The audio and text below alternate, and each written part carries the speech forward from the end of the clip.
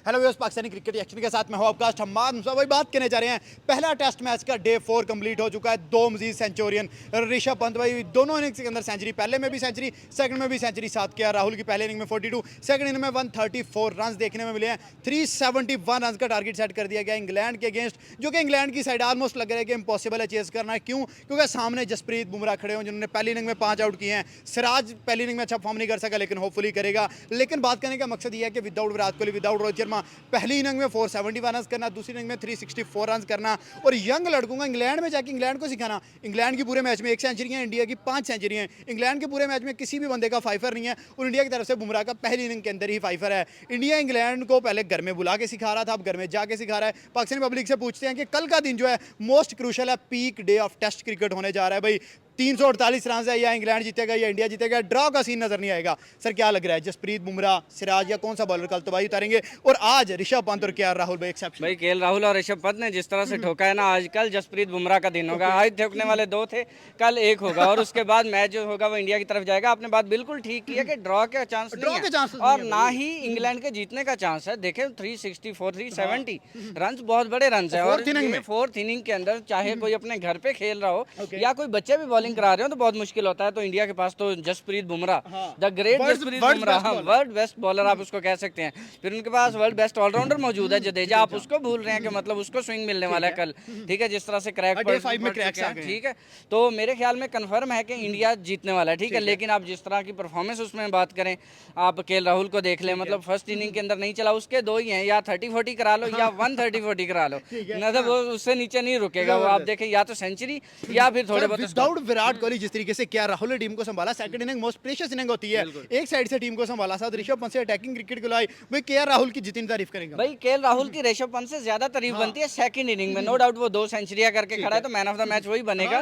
लेकिन बुमराह भी बन सकता है, बुमराह भी बन सकता है, उसके पास चांस है कि वो अगर 6-7 विकेट ले जाता है या कोई प्रेशर बिल्ड कर देता है उस तरह से, तो चांस उसके पास भी है। 140 बॉल पे 118 रन भाई, 84 के स्ट्राइक रेट से कोई बाबर आजम को भी ये नहीं दिखा। मैं आपको यही बात करने लगा था कि जैसे उसने इनिंग खेल के लग नहीं रहा था टेस्ट मैच चल रहा है। आप अगर केएल राहुल की बात करते हैं ना, तो केएल राहुल ने 247 बॉल्स के ऊपर 137 किया। उसने प्योर टेस्ट इनिंग खेल कि यार मैच को लंबा किया उसने, एक प्रेशर से टीम को निकाला, उसके बाद एक मैक्सिमम की तरफ लेके गया।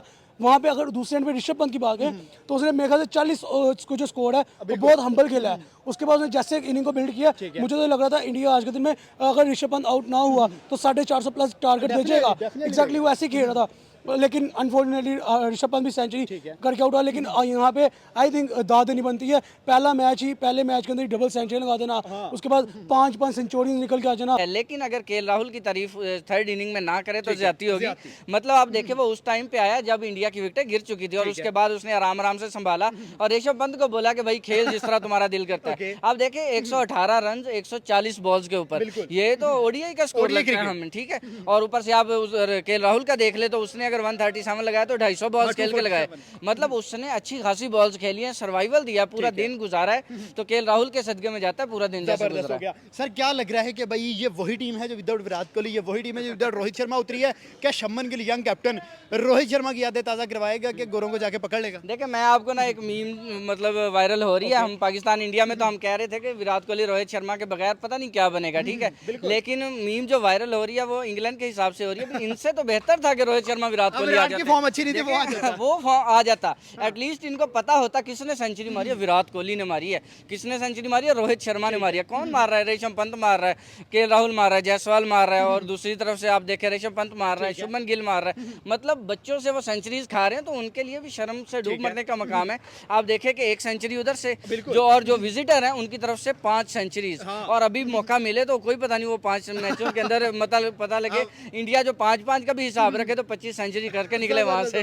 सर अगर बात करें यंग टीम के अंदर भाई इतना कॉन्फिडेंस कहां से आ रहा है? क्या ये विराट कोहली के तैयार हुए लड़के हैं, क्या रोहित शर्मा के तैयार हुए लड़के हैं, या फिर टैलेंट ही बहुत है? देखें टैलेंट की बात जहाँ तक आप करते हैं वो भी ठीक है, लेकिन एक होती है जिम्मेदारी। एक पता होता है कि हमारे पीछे विराट नहीं बैठा, हमारे पीछे अब रोहित नहीं बैठा, हमारे पीछे मतलब बड़े बड़े नाम जो हैं वो रिटायर हो चुके हैं, तो एक जिम्मेदारी का जो एहसास होता है ना वही काफी है। आप देखें जायसवाल को पता था कि मेरे साथ अब रोहित शर्मा ओपन नहीं कर रहा, तो आप देखें सही सुदर्शन आउट हो गया, केएल राहुल आउट हो गया, सेंचुरी करके के गया, वो 85 पे इंजर्ड भी हुआ जाके, लेकिन उसने जिम्मेदारी नहीं छोड़ी। फिर आप शुभमन गिल की बात कर लें, उसको पता था कि मतलब पीछे कोई नहीं आने वाला, शुभमन गिल ने जगह किसकी ली आके, विराट कोहली के नंबर 4, ठीक है। और उसके बाद अब केएल राहुल और ऋषभ पंत, नो डाउट अब वो एक्सपीरियंस में शामिल होते हैं, ठीक है।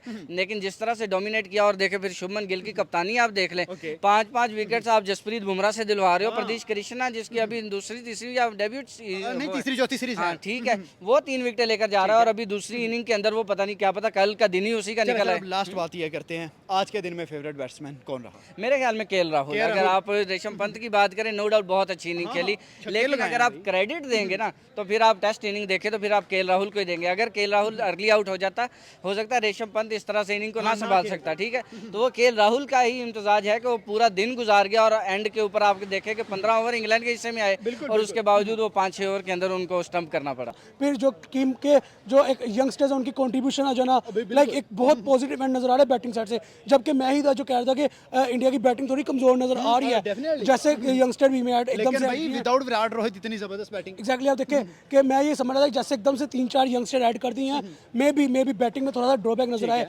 लेकिन उनको यंगस्टर की जरूरत नहीं पड़ी। यंगस्टर परफॉर्म करे तब वेल एंड गुड है, ना करे तो उनको फर्क नहीं पड़ा।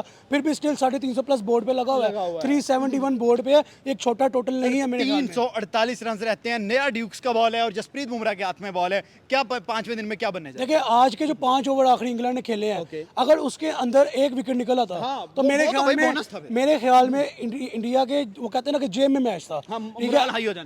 हम ये नहीं कह सकते कि यार मैच अभी 50-50 है या 67-40 है, मैच 110% इंडिया की जेब में आ गया होता, लेकिन अनफॉर्चुनेटली अभी तक कोई विकेट नहीं निकला। कल के दिन में जैसे ही फ्रेश माइंडसेट के साथ, फ्रेश बॉल के साथ 5 ओवर निकले, नया बॉल ही अभी बॉल बिल्कुल फ्रेश, बॉल शाइन कर रहा है, तो जैसे ही नए बॉल पे एक क्रैक पिच के ऊपर आके बुमराह का स्पेल डलेगा, मुझे लग रहा है पहले स्पेल के अंदर ही बुमराह 2 विकेट निकाल देगा। और अगर बुमराह पहले स्पेल के अंदर 2 विकेट निकाल गया, उसके बाद जैसे ही बॉल पर आना जडेजा का स्विंग चलना है, और जडेजा के स्विंग में 3 विकेट भी निकले, 2-2 तो कृष्णा और सराह निकाल सकते हैं। तो मेरे ख्याल में अगर मेन की डे 5 में the one and only gold man with golden नाम बुमराह ही है। मैं यही बात कर लूँगा, अगर बुमराह के ऊपर ही डिपेंड कर रहे हैं, तो मेरे ख्याल में ये फिर टीम इंडिया के लिए थोड़ा ड्रॉबैक नजर आएगा, क्योंकि बुमराह को इंजर्ड नहीं करना। बुमराह से वो ओवर भी कल के दिन में थोड़े कम ही करवाएंगे, जैसे उन्होंने पहली इनिंग में करवाया।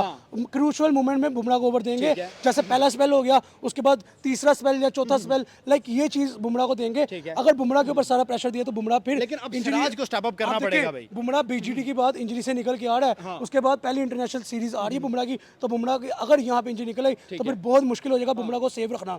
बुमराह को सेव रखे अगर खेलेंगे और क्रूशियल टाइम पे बुमराह का स्पेल चलेगा, तो मेरे ख्याल में ये मैच बन सकता है। अगर साथ सिराज ने कंट्रीब्यूट कर दिया, क्योंकि सिराज के पास पेस है, एक्स्ट्रा बाउंस मिलेगा सिराज को।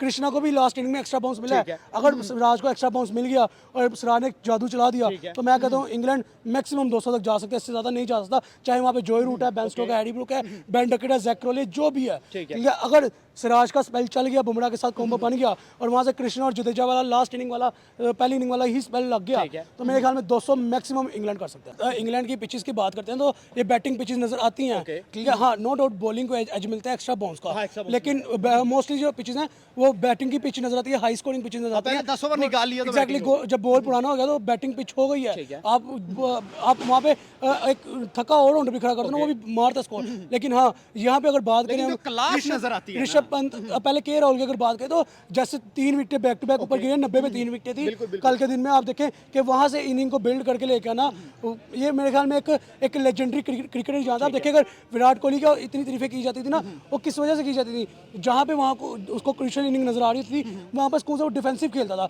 इनिंग को लंबा करता था, बॉल को मजीद पुराना करता था, यानी कि विकेट को सेव करके इनिंग को लेके चलता था। और सेम एज इट इज आज के राहुल ने यही किया।